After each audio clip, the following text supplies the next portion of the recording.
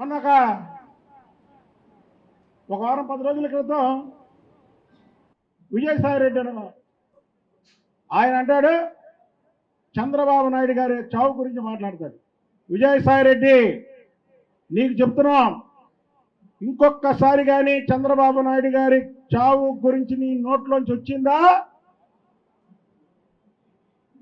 నిన్ను వదిలిపెట్టే ప్రసక్తే లేదు.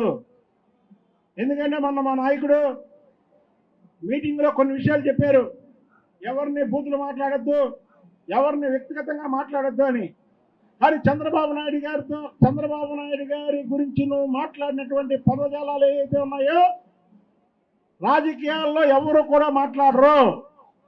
అలాంటి మాటలు మాట్లాడావు నువ్వు. కానీ ఈసారి కానీ అలాంటి మాటలు మాట్లాడితే మాత్రం నీకు దేహశుద్ధి తప్పదు.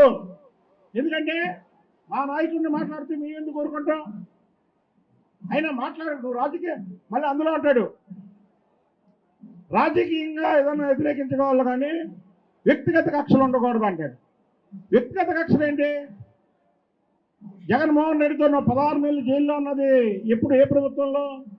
ఆ రోజు కాంగ్రెస్ ప్రభుత్వంలో. ఆ రోజు ఎందుకు వెళ్ళావు జైలుకి? అసలు ఈ సూట్ కేసు కంపెనీలకి దారి చూపిందే నువ్వేదో నిజాయితీ పరుల్లాగా, నువ్వేదో సత్యశీలులాగా మాట వస్తే మళ్ళీ డిజిటల్ మీడియా పెడతాను, పేపర్ పెట్టు. ఎవరు వద్దంటారు? ఎవరైనా వద్దన్నారా? అయితే నేను కూడా ఒక విషయం చెప్తున్నా, విజయసాయి రెడ్డి డిజిటల్ మీడియా పెట్టిన రోజే నాది కూడా డిజిటల్ మీడియా ప్రారంభం చేస్తా.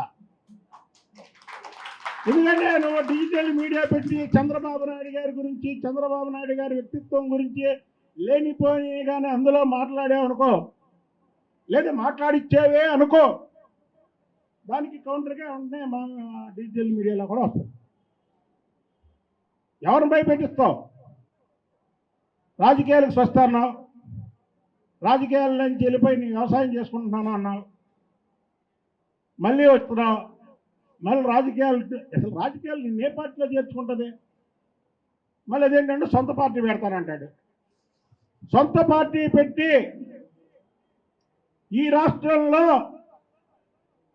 విజయసాయి రెడ్డి పంచాయతీ బోర్డు మెంబర్గా కానీ గెలిస్తే నేను రాజకీయాల నుంచి తప్పుకుంటా.